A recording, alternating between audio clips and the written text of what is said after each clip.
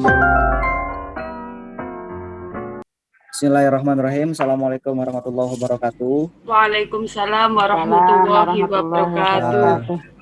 Teman-teman diskusi Intrans, diskusi seri inspiratif Intrans siang hari ini. Semoga kita dalam keadaan sehat walafiat. Semoga kita dalam keadaan yang ceria dan berbahagia juga, karena hari ini bertepatan juga dengan Hari Santri Nasional. Saya agak mohon maaf karena posisi kalau agak bising karena posisi saya di kantor nih. Jadi agak hiruk pikuk orang beraktivitas.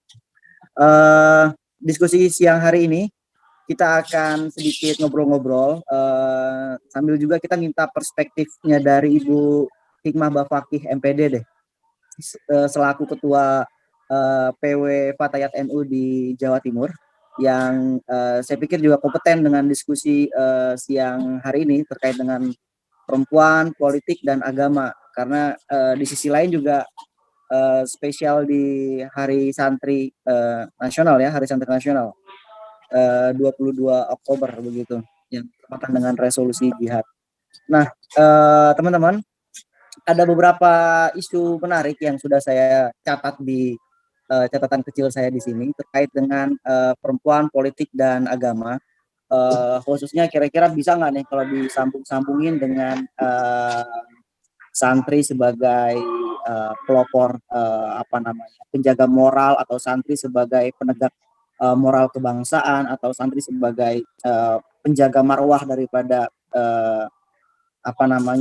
penghormatan dan penghargaan terhadap apresiasi terhadap perempuan di Indonesia, khususnya perempuan-perempuan yang memiliki kompetensi dan kepekaan sosial terhadap isu-isu politik dan terhadap posisi dan peran vitalnya di sektor keagamaan itu sendiri. Kita mungkin baru aja akrab nih, misalkan kalau ngomongin soal perempuan di dunia, misalkan baru-baru ini Bu, di Korea Selatan itu sedang cukup viral tuh tentang tentang kasus artis terkenal pemain Hong Cha itu sama startup kalau nggak salah Kim Son Ho itu yang melakukan gaslighting terhadap pasangannya dan berupaya untuk membujuk rayu kira-kira gitu untuk mengaborsi kandungan dari pasangannya. Ini juga kan isu perempuan yang cukup meledak di kalangan dunia maya, dan saya pikir berefek juga terhadap perkembangan isu keperempuanan, kemudian semacam sensitivitas perempuan terhadap isu-isu politik, dan mungkin karena Indonesia ini mayoritas beragama begitu, mendudukan agama sebagai soko guru, saya pikir juga mungkin ada efeknya terhadap sensitivitas itu di Indonesia. Sebelumnya mungkin Ibu Hikmah Bafakih bisa kali ya membincangkan dulu terkait dengan gimana sih konstelasi perempuan dan hubungannya dengan politik, serta perannya dalam agama di masa di masa saat ini. Begitu Bu, mungkin Ibu bisa menceritakan sedikit. Silakan Ibu. Ya, terima kasih. Assalamualaikum warahmatullahi wabarakatuh. Senang sekali diundang oleh Intrans untuk berdiskusi semacam ini. Jangan kapok-kapok ngundang saya ya, saya senang karena kemudian kemajuan teknologi ini memungkinkan kita untuk berdiskusi di sela-sela waktu kita yang padat begitu. Saya tadi pagi ikut upacara bendera tapi setengah mainan saja. Kemudian berangkat ke Balai Besar Bahasa di Sidoarjo di Cafe Hotel untuk berdiskusi tentang proses penganugerahan gelar pahlawan bagi M. Tabrani. Kawan-kawan kurang familiar kan dengan nama ini. Saya juga sebagai sarjana bahasa dan sastra Indonesia malah juga kurang familiar. Pengajar bahasa Indonesia di kampus juga saya. Kita terkaget-kaget bahwa ternyata bahasa persatuan ini dilahirkan oleh putra Pamekasan ini, M. Tabrani ini ya. Bahasa Persatuan Bahasa Indonesia. Nah, mungkin tidak dalam konteks itu kita berdiskusi, cuman saya menyampaikan ada banyak yang kemudian tidak kita pahami gitu. Ada banyak fenomena sejarah yang kemudian karena rekam jejak yang tidak begitu bagus, pengawalan aspek literasinya kurang pas, akhirnya juga hilang. Termasuk di dalamnya kepeloporan dan peran-peran perempuan di banyak kesempatan ya. Dari Sidoarjo saya berlari cukup cepat, kecepatan mobilnya untuk segera sampai di rumah karena adik-adik kawan-kawan sesaat lagi saya juga harus segera bergabung dengan Pansus Praperda Pesantren yang mulai membahas di tengah pasal-pasal untuk Raperda Pesantren yang kami gagas ya. Kebetulan saya juga anggota pansusnya. Tapi anyway, senang sekali lagi, sekalipun terbatas waktunya, senang bisa ngobrol di sini. Tentang perempuan, politik, dan agama. Selalu kemudian dipertentangkan di aspek kesertaan perempuan di politik, kepemimpinan perempuan, kepemimpinan politik perempuan, itu pandangan agama seperti apa? Selalu begitu ya.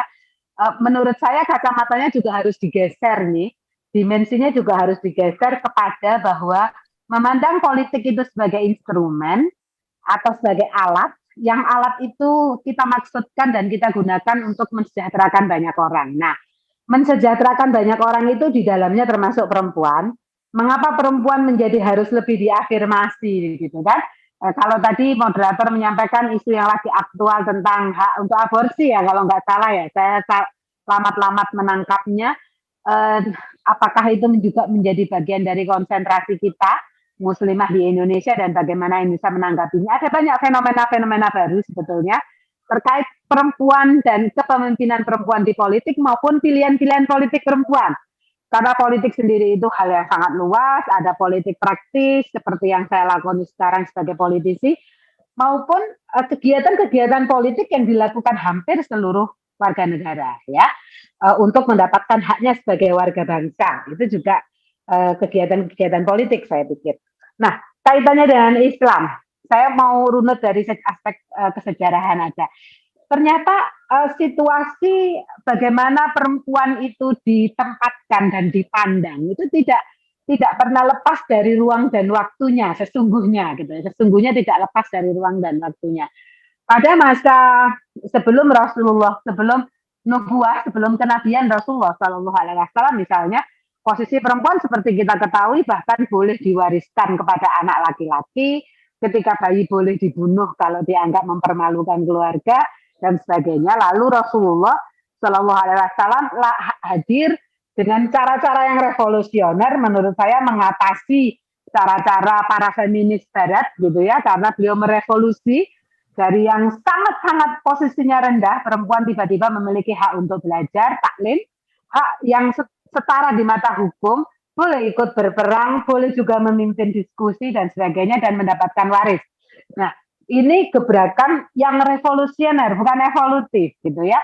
Yang karena kemudian yang menggariskan dan memberikan teladan adalah pemimpin negara sekaligus pemimpin agama seperti Rasulullah, mau tidak mau atau dengan sendirinya kemudian tercipta itu sebagai sebuah tradisi dan dianggap sebagai kebenaran. Lalu bagaimana di masa Khulafaur Rasyidin? Belum banyak bergeser. Tapi kemudian ketika masa Bani ya, Bani Abbasiyah, Bani dan seterusnya ya, Fatimiyah sampai ke bawah dan seterusnya, ada pergeseran-pergeseran yang cukup luar biasa. Mengapa? Karena sekali lagi posisi kedudukan dan cara pandang manusia terhadap perempuan ini tidak lepas dari faktor kesejarahannya atau ruang dan waktunya. Pada saat kemudian para mufasir, para ahli agama bekerja untuk negara, gitu ya, digaji oleh negara, ada kecenderungan untuk kemudian fatwa-fatwa atau tafsir-tafsir atas ayat-ayat agama itu menjadi mengikuti kebijakan pemerintah. Jadi semula ketika masa Rasulullah, ketika masa Khulafaur Rasyidin, taruhlah kemudian tata pemerintahannya adalah dalam tatanan yang demokratis, dalam masyarakat madani dan penguatan civil society, maka begitu kemudian bergeser ke monarki, seperti itu juga kemudian pergeseran terhadap perempuan. Dengan sendirinya, tak hanya perempuan, tapi kelompok marginal dan rentan lainnya, kaum miskin, papa, budak yang bukan bangsawan misalnya, itu kemudian tergradasi kedudukannya secara sosial dan ekonomi. itu mengikuti pola pemerintahan, mengikuti situasi dan iklim politik pada saat itu. Karenanya kalau dibilang sesungguhnya Islam itu seperti apa penghargaannya terhadap perempuan, ya harus dikembalikan kepada nasnya gitu ya. Harus dikembalikan kepada bagaimana Al-Quran mengajarkan itu kepada kita. Jelas sekali kemudian dalam surat An-Nahl 97 itu selesai gitu. Allah menyampaikan di situ, barang siapa yang mengerjakan amal soleh, baik laki-laki maupun perempuan, dalam keadaan beriman, maka sesungguhnya akan kami berikan kepadanya kehidupan yang baik. Ini sudah selesai gitu loh. Bahwa perempuan dan laki-laki itu di mata Allah itu sama. Nah, kalau kemudian ada hujah-hujah yang lain, itu kan tingkatannya di bawah ini, karena An-Nahl 97 itu mengisyaratkan kepada kita bagaimana Allah menempatkan kita sebagai makhluknya gitu. Allah memandang kita laki-laki dan perempuan sebagai makhluknya itu sebagai sesuatu yang setara. Kalau kita berbuat baik, maka Allah akan memberikan ganjaran yang sama dengan kehidupan dan kebaikan di dunia maupun di akhirat. Kita semua harus beranggapan An-Nahl 97 ini sebagai muara dari bagaimana Islam memandang perempuan. Sebetulnya begitu. Nah, kemudian ketika muncul pemanaan-pemanaan lain, seperti yang saya katakan tadi, itu sangat dilekati, sangat dipengaruhi oleh situasi-situasi di mana ayat-ayat itu ditafsirkan. Ya, misalnya, rusaklah kaum yang kemudian mempercayakan kepemimpinannya kepada perempuan. Itu sebetulnya di samping perawinya tidak yang menyampaikan siapa itu namanya saya lupa ya, itu dianggap kurang memenuhi kualifikasi sebagai penghabar hadis yang sahih. Ada konteks kesejarahan kenapa hadis itu keluar terkait seorang putri dari raja pada masa itu yang memang melakukan kezaliman. Jadi saya pikir konteksnya tidak bisa dilihat letterlek begitu ya. Harus ada proses pengkajian, kemudian harus ada kajian fenomenologi juga yang dikaitkan dengan bagaimana situasi tertentu ketika hujah-hujah ulama itu dilahirkan, begitu. Termasuk kitab-kitab yang mengkaji proses relasi laki-laki dan perempuan harus kemudian di-tracking, ditafsirkan, dibaca ulang dan dikontekstualisasi. Itu lahir pada masa kepemerintahan apa, situasi politik pada saat itu seperti apa, perempuan oleh masyarakat waktu itu dipandang seperti apa. Karena soal memandang perempuan ternyata sekali lagi tidak pernah lepas dari ruang dan waktunya.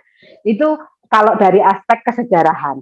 Lalu kemudian, kalau misalnya kita dianggap oleh Allah diposisikan setara, gitu ya, mengapa kemudian perempuan masih minta diafirmasi? Gitu. Mengapa perempuan masih perlu kuota khusus?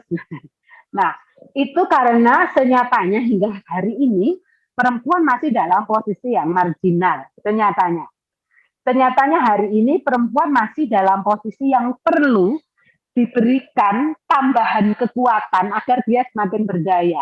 Tindakan afirmasi ini kan sesungguhnya tindakan yang diberikan oleh pihak yang lebih berkuasa untuk mengangkat posisi mereka yang lebih tidak berkuasa agar menjadi lebih setara di mata hukum. Sebetulnya kan begitu ya. Jadi kalau ada afirmasi untuk orang miskin, afirmasi untuk difabel, afirmasi untuk mereka yang tinggal di pengungsian, tinggal di daerah konflik, afirmasi untuk mereka yang menderita penyakit-penyakit berat, afirmasi untuk perempuan. Nah, ini semua diberikan karena dianggap mereka membutuhkan karena situasinya yang lebih tidak setara dibanding yang lain karena penyebab-penyebab tertentu. Nah, ini tentu karenanya kemudian dalam perempuan berpolitik harus lebih dijelentrehkan lagi kepada pemahaman bahwa bagaimana kemudian perempuan memahami kebutuhannya, baik yang strategis maupun praktis, dan bisa mengawal kebutuhannya itu untuk direspon oleh negara dan lingkungan sekitar dengan baik, dengan keadilan, dengan penuh keadilan, sesuai yang Allah maksudkan dalam An-Nahl 97 tadi. Jadi sesungguhnya itu, gitu ya. Mau kita berperan di dalam seperti saya menjadi politisi, mau kita di luar dan menyuarakan hak-hak kelompok rentan termasuk di dalamnya perempuan, maka perspektif yang harus kita bangun harus berawal dari itu sesungguhnya, bahwa semua orang tanpa diskriminasi memiliki hak yang sama. Nah, kebetulan gitu ya, kebetulan posisi perempuan ada di tempat-tempat yang masih marginal yang memang perlu afirmasi, kira-kira itu. Nah, itu dalam konteks kekinian yang harus kita kaji, karenanya kemudian politik perempuan bagi saya atau perempuan yang berpolitik bagi saya itu harus didasari kepada awareness bahwa dia berangkat, dia memiliki beban atau amanah ya, amanah lah ya, saya kalau boleh menggariskan, amanah untuk memperjuangkan kaumnya, itu satu pasti. Kemudian kan menjadi ada kritikan misalnya, memang yang bisa berjuang untuk perempuan hanya perempuan, yang laki-laki tidak bisa misalnya, ya bisa-bisa saja. Cuman kalau dia adalah perempuan dan menduduki posisi yang strategis, stakeholder kunci di banyak isu, entah itu di birokrasi, legislatif, tokoh LSM, tokoh media dan sebagainya, maka dia memiliki kewajiban lebih untuk memperhatikan sesamanya, sesama perempuan, begitu saya pikir. Sekalipun kita tetap membutuhkan support dan dampingan dari laki-laki untuk memperjuangkan hal ini. Jadi saya pikir sudah clear, agama tidak pernah menolak kesertaan perempuan di politik. Agama juga memandang politik itu penting selama digunakan sebesar-besarnya untuk kesejahteraan orang banyak, begitu ya. Kemudian perempuan ada dalam posisi yang hari ini masih kurang cukup beruntung di lini strategis yang bernama politik itu, baik secara jumlah, kapasitas, dan resources lainnya masih jauh di bawah laki-laki, dan itu perlu effort, perlu kerja keras bersama untuk kemudian meningkatkan itu menuju dari derajat yang lebih setara. Kira-kira begitu sebagai pengantar, Mas moderator, monggo. Siap Ibu, terima kasih paparannya. Di bulan Juni 2021 kemarin saya melihat pernyataan Ibu menarik sekali tuh terkait dengan kasus kekerasan di di Kota Batu ya, tentang ya saya pikir standing posisi Ibu sebagai orang yang bertanggung jawab juga, memiliki peran juga dalam hal hak atau perlindungan hukum bagi warga negara. Juga sudah berposisi pada posisi yang tepat lah saya pikir untuk mendukung penyelesaian kasus di Kota Batu misalkan. Kemudian saya mau konfirmasi juga nih Bu, di tahun 2020 saya membaca laporan dari yang disampaikan oleh Bu Khofifah yang juga sebagai Ketua Umum Muslimat NU, menyampaikan kurang lebih ada 59 kasus yang terjadi di Jawa Timur, yang itu juga salah satu bagian daripada ratusan kasus yang ada di Indonesia. Itu laporan dari Dewan Perlindungan Anak dan Perempuan Jawa Timur kalau nggak salah. Kemudian Bu, di sisi yang lain, kalau tadi Ibu membicarakan soal tentang politik afirmasi ya, saya menangkapnya sih politik afirmasi terhadap perempuan, bahwa hari ini sebenarnya sudah terbukalah kira-kira kesempatan-kesempatan dan peluang-peluang itu untuk menyuarakan hak perempuan melalui role politik atau melalui jalur politik, dan juga kalau di bidang agama saya pikir cukup clear untuk mendudukan perempuan setara dengan laki-laki. Tapi ini terkait dengan perempuan sebagai warga negara, yang saya juga ingin merespon terkait dengan politik afirmasi yang Ibu sampaikan tadi. Dengan beberapa kasus yang disampaikan Bu Khofifah Indra Parawansa pada tahun 2020. Kemudian juga saya membaca laporan terbaru dari Kompas, Koalisi Masyarakat Peduli Anti Kekerasan kalau nggak salah, yang kabarnya yang saat ini juga sedang memperjuangkan perlindungan terhadap perempuan yang melalui rancangan undang-undang pelecehan kekerasan seksual kalau nggak salah, undang RUU PKS, yang kabarnya saat ini sudah diganti namanya, dan kemudian efeknya juga luar biasa tuh Bu, kurang lebih ada 85 pasal konon katanya yang itu berubah. Nah, kira-kira dalam konstelasi seperti ini, artinya ada sebenarnya di ruang-ruang publik juga sudah ada desakan-desakan untuk perempuan menyuarakan haknya, kemudian perempuan juga mencoba untuk merebut akses yang selama ini tertutup mungkin. Tapi di sisi yang lain ada semacam peluang, apakah peluang itu masih terbuka lebar dalam hal perjuangan kaum perempuan di Indonesia, Bu? Ya,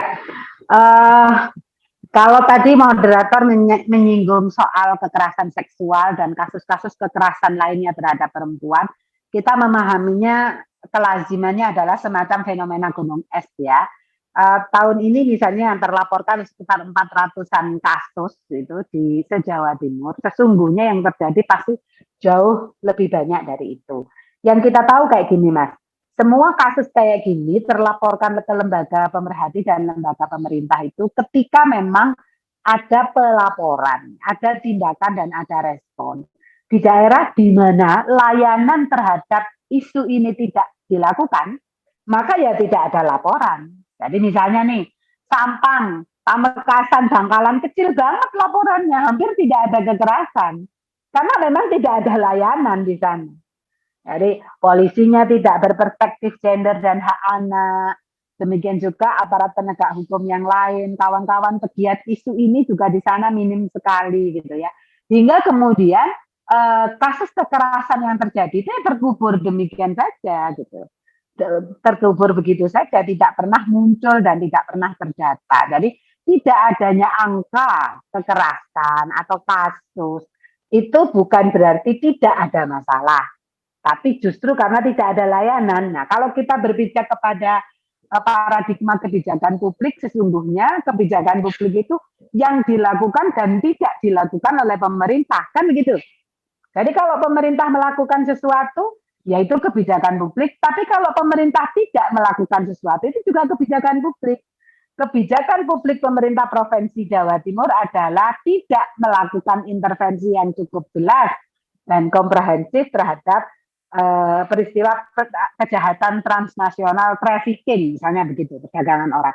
Itu juga kebijakan publik, karena kebijakan publik itu yang tidak dikerjakan juga kebijakan publik.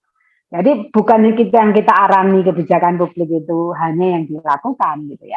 Jadi untuk kekerasan eksploitasi, kekerasan termasuk kekerasan seksual terhadap perempuan itu memang seperti itu. Nah, kalau kemudian ditarik kepada diskusi terkait rancangan undang-undang penghapusan kekerasan seksual yang naik turun nih dukungannya di Senayan, kebetulan kalau partai saya clear ya, sejak awal PKB sih sudah mendukung gitu, karena bagi PKB, kekerasan terhadap perempuan itu persoalan kemanusiaan. Jangan dilihat di luar itu.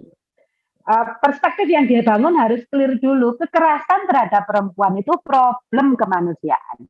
Dan ketika kemudian disebut sebagai problem kemanusiaan, maka seluruh alat-alat negara harus meresponnya sebagai fenomena penyelewengan terhadap kemanusiaan, penistaan terhadap kemanusiaan, mestinya begitu. Sayangnya tidak semua fraksi berpandangan seperti itu. Lalu kemudian diskusi-diskusi yang muncul, yang mengarus utama itu justru sesuatu yang menggelikan. Misalnya yang disoal adalah relasi, yang disoal adalah berarti nanti ini perempuan boleh menolak ketika suaminya minta dilayani di tempat tidur, perempuan yang statusnya istri bisa melaporkan suaminya hanya karena memaksa untuk melayani di tempat tidur, hal-hal yang kayak gitu-gitu kemudian yang mengemuka gitu, dan itu tidak sangat penting sebetulnya. Kebetulan saya sendiri kan penyedia jasa layanan ya. Sekarang saya sudah bukan ketua Fatayat lagi, Mas moderator, sudah masa lalu itu karena usianya sudah nggak boleh lagi di Fatayat. Di samping di DPRD Komisi E, saya kan bersama beberapa kawan mendirikan Kopatara untuk melayani perempuan dan anak korban kekerasan. Kami yang berada di garis depan melakukan layanan itu membutuhkan sekali kehadiran undang-undang ini. Kalau RUU PKS ini disahkan, maka proses penanganan terhadap perempuan dan anak korban kekerasan itu akan jauh lebih baik. Di proses pencegahan, penyidikannya, atau intervensi hukumnya maupun proses rehabilitasi, rekonstruksi sosial ekonominya itu akan lebih bagus. Kalau ditaati tentu saja ya. karena ada banyak juga regulasi yang sekedar menjadi macan kertas lalu tidak bisa dijalankan karena banyak hal. Nah, bagaimana kemudian kita melihat ini gitu ya? Sayangnya karena undang-undang ini masih membutuhkan persetujuan dan proses pembahasan di Senayan, maka kami para pemerhati perempuan ini kemarin malam kawan-kawan juga berdiskusi di sebuah komunitas pemerhati perempuan anak di Jawa Timur secara virtual juga. Kebetulan karena saya posisi masih di Tuban, saya nggak ikut, tapi saya menerima notulensi dari proses itu, di mana kita di Jawa Timur akan bergerak kembali untuk mulai melobi anggota Balik DPR RI untuk mempertahankan pasal-pasal yang menurut kami penting untuk dipertahankan. Dan melobi juga agar kemudian proses pengesahan RUU PKS ini disegerakan. Ini kan menjadi sangat bias ya kemudian karena apa yang dianggap penting dan tidak penting oleh Senayan untuk segera diselesaikan dan dibahas itu juga sangat bergantung kepada situasi politiknya gitu. Kalau hari-hari ini mungkin yang paling dikejar adalah penyelesaian seperangkat undang-undang terkait kepemiluan misalnya. Maka isu-isu yang lain seakan-akan menjadi non sewu dalam tanda kutip rodok dikesampingkan begitu. Padahal sesungguhnya kalau mau kerja bareng karena jumlah di Senayan itu juga banyak, proses pembahasan juga bisa dilakukan dengan efektif oleh bagian-bagian oleh yang memang membidani gitu ya, pansus-pansus yang membidani. Nah, kita berharap terjadi percepatan itu. Semua pemerhati perempuan termasuk beberapa dari kami yang sekarang sudah jadi politisi itu juga terus-menerus mendorong agar RUU PKS ini segera disahkan dan pasal-pasal penting itu juga dipertahankan. Begitu, Mas. Halo? Baik, Bu, terima kasih. Iya, baik, Bu, terima kasih. Saya mau tanya lagi nih, Bu, terkait dengan apa namanya? Ya ini entah teman-teman dari jaringan komunitas ibu yang bergerak di yang di penguatan terhadap kapasitas perempuan dan perlindungan terhadap perempuan dan anak merespon ini atau tidak terkait dengan seberapa melekatnya isu kekerasan terhadap perempuan dan perlindungan terhadap perempuan di masyarakat. Sementara di sisi yang lain juga tadi Ibu cerita tentang apa namanya urgensi daripada RUU PKS itu RUU TPKS itu yang saat ini Ibu perjuangkan bersama dengan teman-teman partai juga. Kira-kira adakah pandangan Ibu terhadap ini kemungkinan terhadap melekatnya atau membuminya pandangan apa namanya masyarakat terhadap kebutuhan terhadap RUU PKS ini, Bu, dalam pandangan Ibu? Ya, mungkin ini juga butuh waktu ya. Kadang-kadang sesuatu yang kita anggap sebagai problem itu tidak dianggap problem oleh masyarakat. Itu susahnya begini. Ini terlihat sekali dari bagaimana masyarakat merespon situasinya. Hari ini misalnya Kopatara, kantor saya, salah satu klien yang kami tangani di bulan ini, di 2 bulan ini, salah satunya ada banyak klien yang sedang ongoing kami tangani, itu adalah seorang anak yang diperkosa bapak kandungnya. Ini kasus incest. Ibunya bekerja di Singapura sebagai PMI, pekerja migran Indonesia atau TKI. Bapaknya hingga sekarang masih DPO, tapi anak ini sudah dalam pengasuhan kami dan perlindungan kami di tempat yang aman dan tetap bisa melanjutkan sekolah. Kondisi psikis dan fisiknya juga dalam pantauan kesehatan para dokter dan psikiater. Nah, persoalannya begini sekarang. Kadang-kadang masyarakat itu ketika ada kasus kekerasan meledak kayak kasus yang Sofyan sebutkan tadi di SMA Selamat Pagi Indonesia ya, karena pelakunya adalah owner, orang yang punya relasi kuasa yang luar biasa besar, korbannya adalah anak-anak miskin yang dikumpulkan dan dijadikan satu di sebuah tempat dan dieksploitasi secara fisik, secara ekonomi, dan akhirnya juga secara seksual. Jadi kondisi yang tidak setara itu berbahaya. Awalnya proses eksploitasi di SMA FPI itu oleh JE, sang owner itu mungkin hanya sekedar eksploitasi ekonomi. Tapi kemudian mulai ada penganiayaan. Ketika kemudian tidak ada satupun pintu-pintu yang bisa diketuk oleh anak-anak miskin yang rata-rata berasal dari luar pulau ini, mereka akhirnya si JE ini menganggap tidak ada yang bisa menyentuh dia. Naiklah tingkat kejahatannya ke kekerasan seksual. Dan itu sudah terjadi sekian lama, sekian waktu, dan tidak ada yang bisa membongkar itu sampai kemudian ketika meledak, menurut kami kondisinya sudah sangat terlambat untuk ditangani. Nah, situasinya kan kemudian menjadi sorotan masyarakat di Batu dan secara nasional. Berkali-kali saya masuk ke media, televisi nasional bahkan untuk persoalan ini ya. Lalu kemudian hilang, selesai. Itulah kita gitu loh. Kita itu tidak membangun sistem. Respon kita selalu sporadis terhadap problem sosial kemasyarakatan. Kita kurang mampu kemudian menjadikan case by case yang muncul di masyarakat sebagai pembelajaran. Kasus yang kemarin bagaimana cara kita menangani? Bisakah itu dibangun sistem? Itu kurang bisa begitu.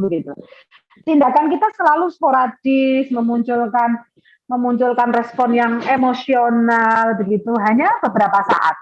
Yang kalau di rural bahasakan itu menjadi hangat-hangat tai ayam gitu ya, Babian dan adik-adik sekalian. Jadi itu yang terjadi dan itu tidak boleh terjadi sesungguhnya. Karena problem itu kan akan terus terjadi. Problem kekerasan seksual terhadap anak, terhadap perempuan itu akan terus terjadi. Ya, berarti kan kita butuh sistem yang siapapun pelakunya, siapapun korbannya, misalnya kemudian dalam situasi seperti apapun kejahatan itu terjadi, siapapun yang saat itu sedang berkuasa, di aparat penegak hukumnya maupun di lini lain, itu perlakuannya sama karena sistemnya sudah terbangun. Salah satunya itu diatur dalam RUU PKS yang sekarang masih menggantung itu, gitu. Kira-kira itu. Jadi saya sepakat kita kepingin memulai mengintervensi segala masalah di masyarakat itu dengan membangun bangunan sistemnya yang baik, agar kemudian pola respon kita itu bisa kita wariskan dari waktu ke waktu dan kita perbaiki dengan cara yang bisa diukur tingkat capaiannya. Begitu, Sofia. Baik, Mbak Fakih. Ini teman-teman mungkin juga sambil mendengarkan ya, mungkin juga bisa sambil mencari tentang perkembangan dan macam respon daripada publik terkait dengan maraknya kasus kekerasan seksual dan anak yang terjadi di Indonesia akhir-akhir ini. Saya pikir cukup meledak juga beberapa kasus-kasus yang kita tahu seperti yang ada di Luwu Timur, kemudian yang ada di Batu kemarin. Sebenarnya masih ada banyak lagi sih. Saya pikir juga saya sependapat dengan yang disampaikan Ibu Hikmah Bafaki terkait dengan ini sebagai semacam fenomena gunung es dan perlu ada semacam politik afirmasi juga yang turut serta mendukung agar kelompok perempuan di Indonesia bisa lebih diperkuat lagi nilai tawarnya gitu, dengan melalui politik afirmasi salah satunya. Nah, saya mau coba menanyakan ke Ibu Hikmah Bafaki terkait dengan akses sebenarnya, Bu ya. Terkait dengan akses sebenarnya akses untuk masuk pada ranah politik atau berkontestasi pada sektor politik bagi perempuan di Indonesia ini bisa nggak, Bu, kalau saya sebut misalkan kasarannya semacam ini cuma lip service aja, cuma 30% ini cuma lip service aja, karena pada faktanya fenomena gunung es ini belum juga selesai begitu. Artinya semacam cuma untuk pengindah aja, cuma gincu aja. Sementara di sisi yang lain, ini mohon maaf, Bu, ini maksud saya kasarannya seperti itu. Mungkin ada bahasa yang lebih halus terkait dengan membahasakan itu. Cuman terkait akses ini, ketika akses ini tidak dimanfaatkan dengan baik dan sedemikian rupa, apakah ini hanya sekadar menjadi semacam lip service aja begitu, Bu? Saya minta pandangannya Bu Hikmah Bafaki. Apakah ini lip service atau tidak, itu tadi itu bergantung bagaimana pola kita merespon. Jadi karena gini, ada yang menyampaikan, ada yang sempat menganggap bahwa kasus SPI ini membuat nama saya, nama Komisi E DPRD Jawa Timur tiba-tiba di pentas media lokal maupun nasional baik begitu,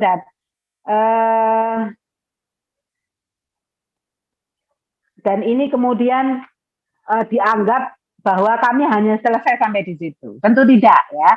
Kita mengurangi proses pemberitaan karena yang sedang kita hadapi korbannya adalah anak-anak dan sekolah ini ternyatanya masih beroperasi.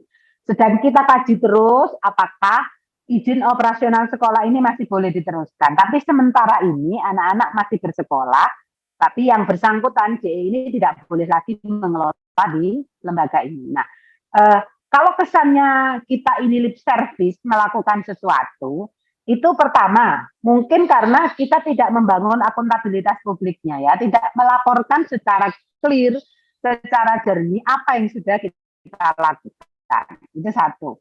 Yang kedua, memang sesungguhnya mungkin hanya sebatas diberitakan, direspon, lalu tidak ditindaklanjuti. Itu juga bisa terjadi gitu. Ada banyak lembaga layanan yang juga melakukan itu. Jadi menerima case tidak ditindaklanjuti, tapi dilaporkan sebagai mengadvokasi. Itu juga ada yang melakukan itu. Jadi mengapa ada banyak variabel? Pertama, misalnya kasus itu susah untuk ditangani. Kedua, korban tidak mau melaporkan ke keluarganya, ke jalur hukum. Ketiga, korban berpindah tempat misalnya, dan sebagainya. Ada banyak faktor. Ada juga faktor karena ketidakmampuan lembaga yang bersangkutan. Jadi ukuran lip service atau tidak itu menurut saya pada aspek apakah kemudian itu kita jadikan hanya sebagai branding gitu ya, hanya sebagai akal-akalan membranding diri dan lembaga kita untuk bisa disebut sebagai lembaga yang care, yang aware terhadap persoalan ini atau tidak. Saya pikir itu.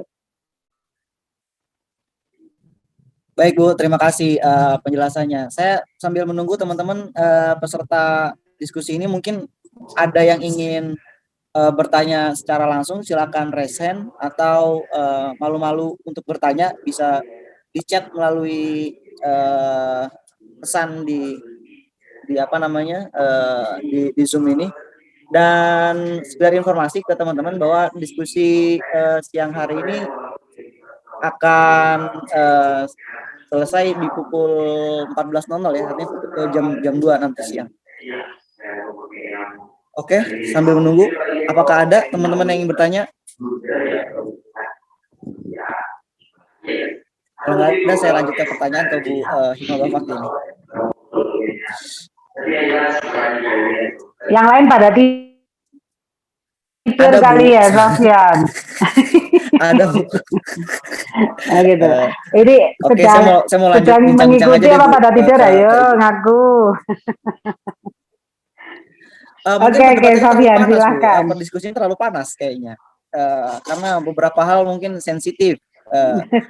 Memang saya beberapa kali mengikuti Bu ya dialog dengan teman-teman WCC, kalau ya dengan teman-teman WCC, dengan Bu dengan teman-teman WCC saya cepat diskusi juga. Beberapa kasus memang modelnya seperti yang Ibu ceritakan tadi, seperti tidak dipublikasi itu, seperti saya sempat dengar juga apa namanya tentang gimana proses advokasi kekerasan terhadap anak di sekolah di bawah Yayasan Angkatan di Malang ya, yang juga modelnya seperti Ibu. Tapi saya kadang-kadang bertanya juga Bu terkait dengan pragmatisme warga terhadap informasi ya Bu ya. Pragmatisme warga terhadap informasi itu kan kadang begini, sekalipun sifat informasi itu datangnya secara bottom up atau top down begitu, tidak dipungkiri juga masyarakat masih enggan untuk melaporkan itu atau menganggap bahwa itu sebagai sebuah pelanggaran atau sebuah apa namanya ya sebuah pelanggaran lah kira-kira, atau sebuah kekerasan. Artinya masih ada upaya untuk normalisasi dengan mengatasnamakan kultur atau mengatasnamakan agama. Mungkin begitu kali Bu ya yang terjadi di masyarakat hari ini Bu ya.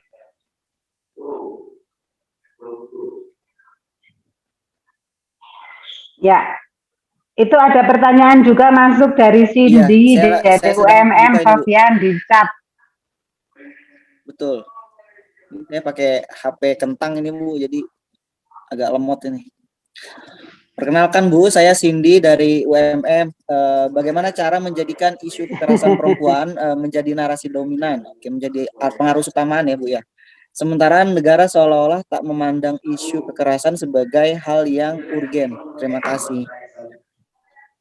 Mungkin Ibu bisa langsung menjawab tentang pengaruh utamaan kekerasan terhadap perempuan Ya, terima kasih sebagai Cindy. isu dominan di mata negara. Itulah Begitu. mengapa kita harus berjejaring, kita harus saling menguatkan untuk mendorong dan melakukan kontrol efektif terhadap kerja-kerja pemerintah dan aparat yang terkait ya.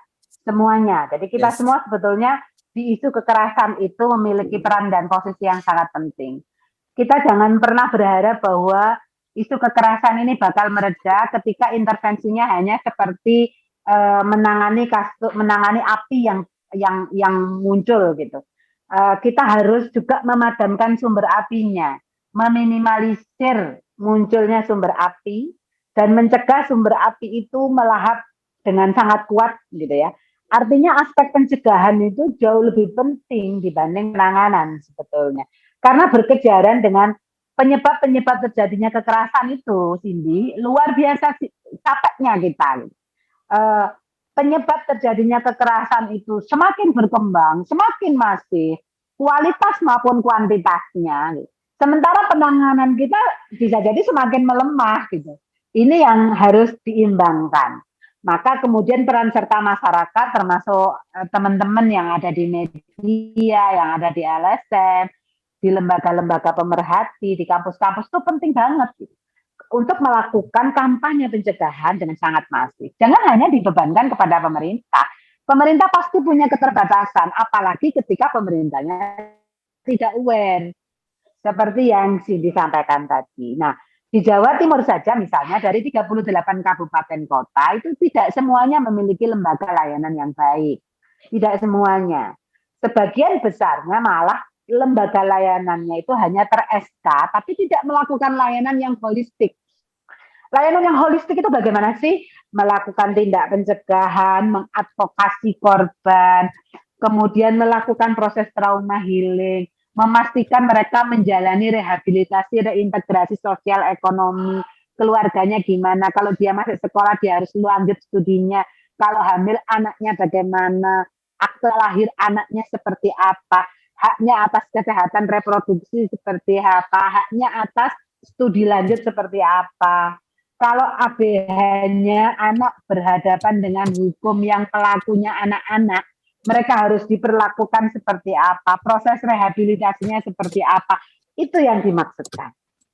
Dalam rentang kerja yang panjang dan lama, satu klien itu bisa kita intervensi berbulan-bulan, bahkan saya pernah mengintervensi bertahun-tahun. Tidak selesai untuk satu klien. Jadi tidak bisa kemudian dianggap kerja-kerja ini kayak kerja-kerja yang bisa disentuh dengan cara sporadis. Misalnya penanaman 1.000.000 pohon, habis begitu selesai ditinggal upacara kebun pita mendatangkan bupati gubernur, semua menanam pohon difoto, ada pengadaan seragam untuk penanaman pohon, pengadaan sepatu untuk penanaman pohon, kemudian difoto, kemudian dimasukkan koran, dimasukkan televisi yang biaya iklannya mahal, lalu pohonnya tidak diopeni dan mati besoknya. 2 hari kemudian pohonnya mati. Untuk apa gitu? Kita nggak perlu pola-pola respon kayak gitu. Kita perlu pola respon yang sudah mulai membangun sistem. Bahwa menanam pohon itu ya di tempat yang tepat, diopeni, dipelihara sampai dia berakarnya kuat dan bisa hidup. Semacam itu juga untuk mengintervensi problem sosial lain termasuk problem kekerasan terhadap perempuan dan anak. Saya pikir itu Cindy. Jadi ya kita semua harus teriak. Kalau pemerintahnya apa, kita harus berteriak untuk menuntut melalui jaringan, melalui channel-channel yang kita miliki. Silakan, Hafid itu ada juga bertanya, Mas Sofian. Siap Bu. Ini pertanyaan dari Bung Hafid.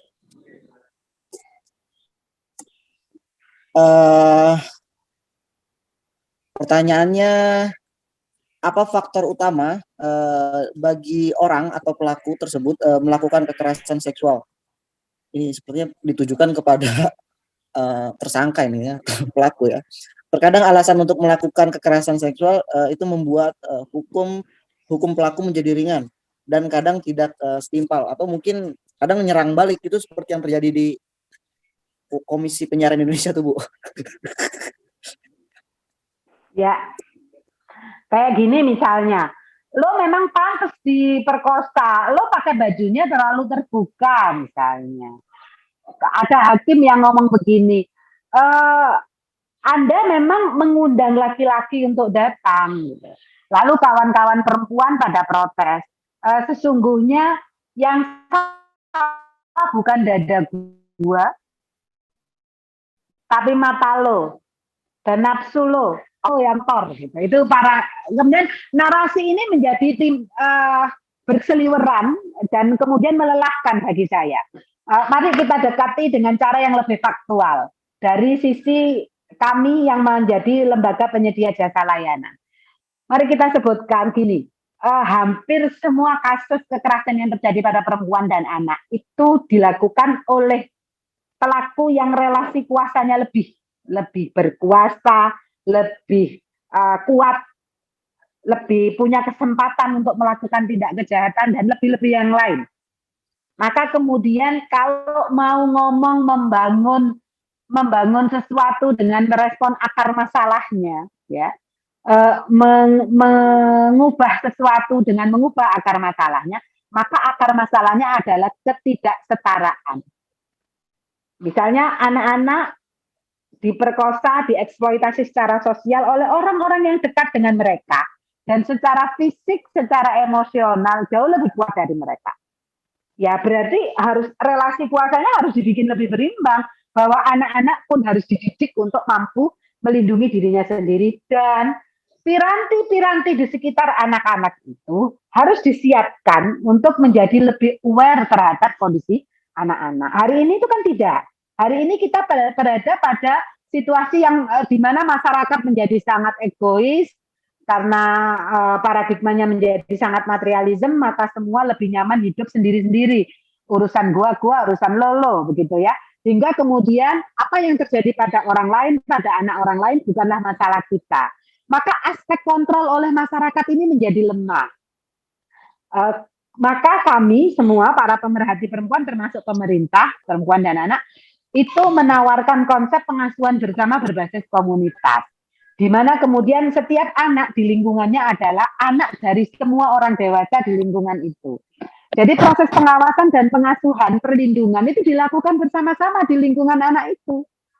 Misalnya ketika ibunya pergi menjadi PMI atau pekerja migran Indonesia, atau rumahnya sedang kosong karena bapak ibunya ASN dan pulangnya sore hari, tetangga dan masyarakat sekitar melakukan proses perlindungan bersama.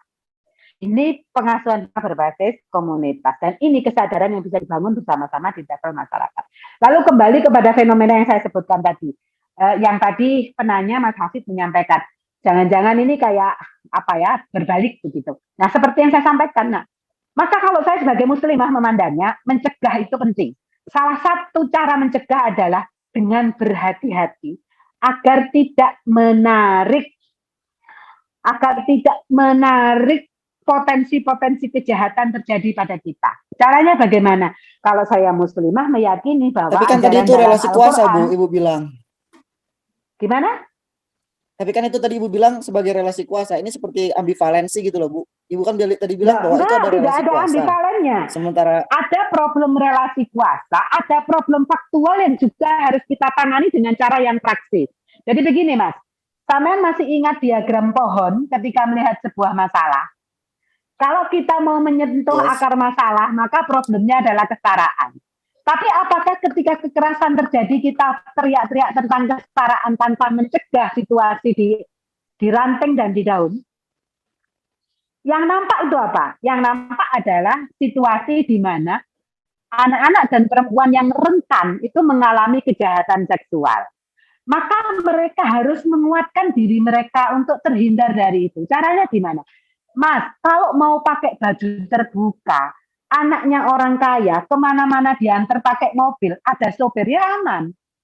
Mau dadanya kelihatan separuh, mau pahanya terbuka, aman-aman saja. Dia selalu dalam pengawalan.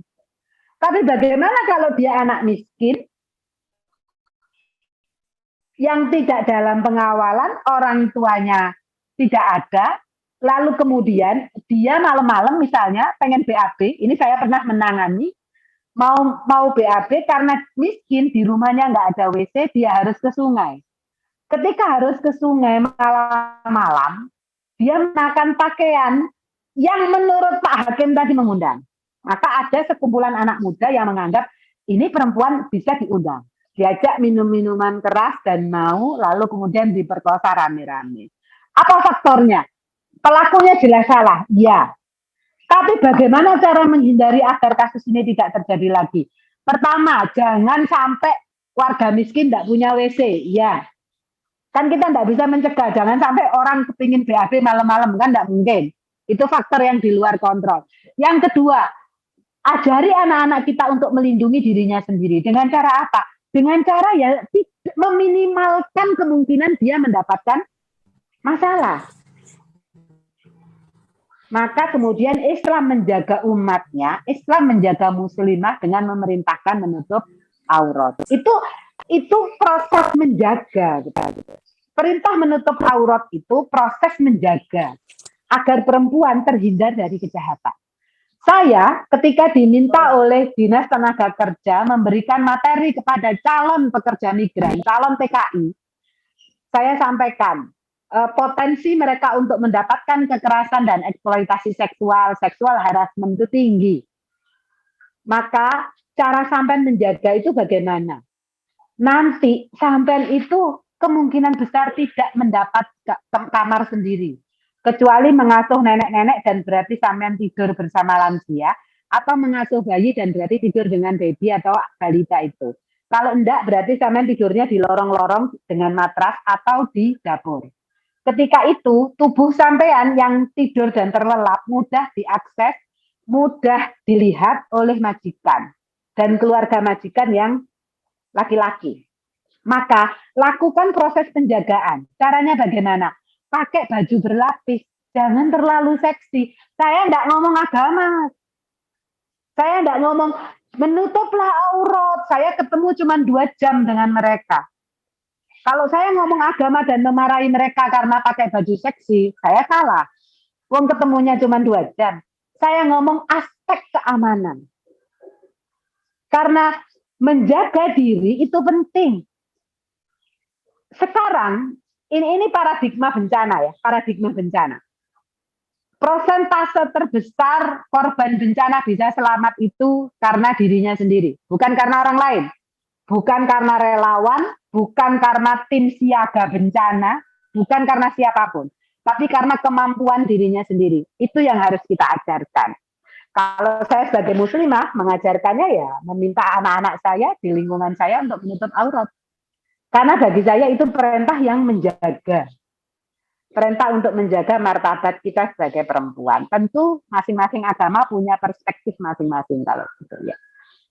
Nah, bagaimana dengan orang lain? Kalau perempuan diminta hati-hati, bagaimana dengan orang lain? Ya harus, ya sama-sama gitu. Sama-sama.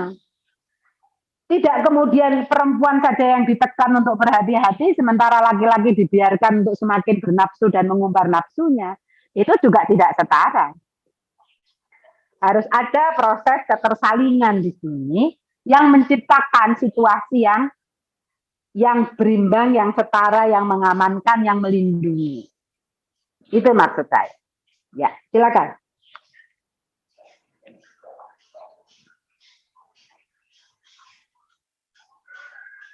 Oke.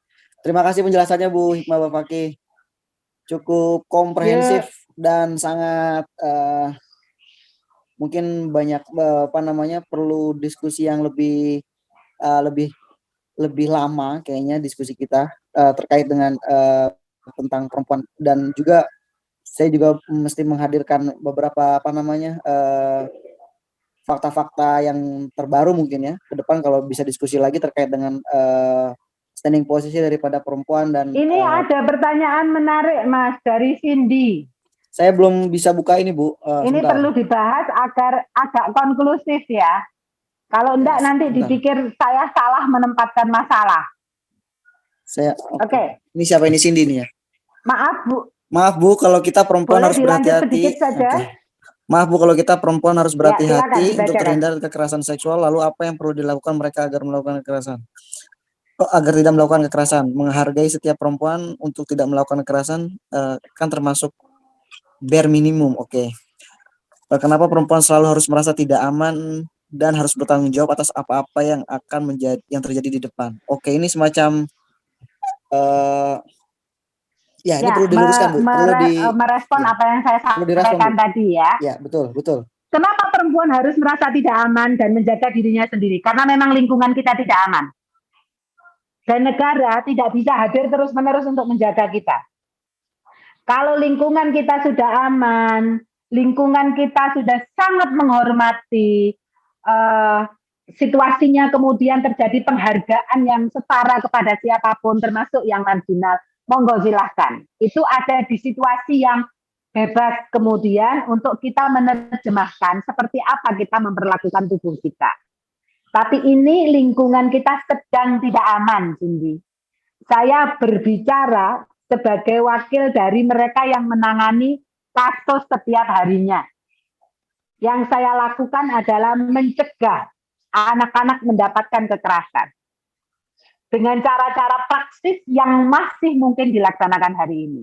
Sambil kita terus melakukan upaya-upaya strategis agar akar masalah ketidaksetaraan, akar masalah perempuan dipandang rendah karena tubuhnya itu selesai. Aspek hak atas tubuh perempuan kita hargai. Bagaimana kita menerjemahkan tubuh kita, itu hak kita, iya. Didasarkan kepada norma agama dan tata nilai yang kita anut masing-masing. Tapi berdasarkan pengalaman saya sebagai lembaga pemerhati dan konselor yang menangani korban, maka dalam jangka pendek yang bisa kita lakukan adalah menjaga perempuan, melindungi mereka dengan menyampaikan bahwa lingkungan sekitar kita ini tidak aman. Kalian yang di kampus juga belum tentu aman. Jangan kemudian kita yang di kampus berbicara bagi tentang kesetaraan gender, tapi sesungguhnya kalian dieksploitasi dan disubordinasi dengan cara yang halus oleh pacar-pacar kalian masing-masing. Itu kekerasan dalam pacaran itu luar biasa kuatnya di kampus. Dan kalian tidak menyadari itu karena dibungkus dengan seakan-akan itu kasih sayang, ekspresi kasih sayang. Coba diamati yang di kampus, termasuk untuk para aktivis. Ya, gaslighting. Bagaimana sampean membangun relasi dengan lawan jenis. Itu juga harus dievaluasi. Jadi, bagi saya, problem perempuan dan anak itu harus didekati dari kepentingan praktis dan kepentingan strategis. Keduanya harus berjalan simultan. Tidak bisa kita ngomong akar masalah terus-menerus, sementara masalah di depan mata membutuhkan tindakan praktis untuk menyelesaikan.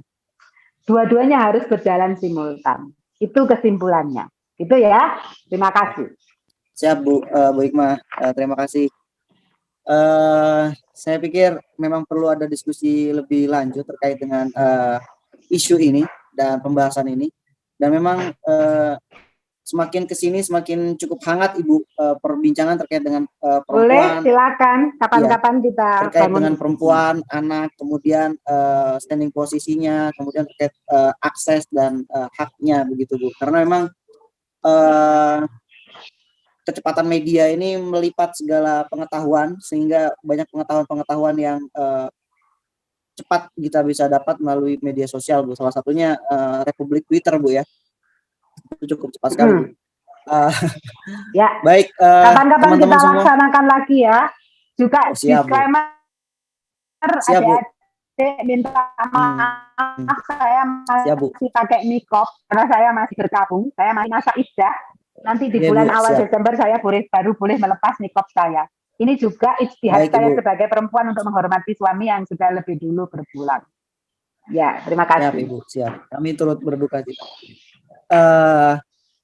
Mungkin kita butuh diskusi lagi Itu lebih ya. hangat. Saya undur Baik, karena Bu. harus masuk forum lainnya ya. Siap.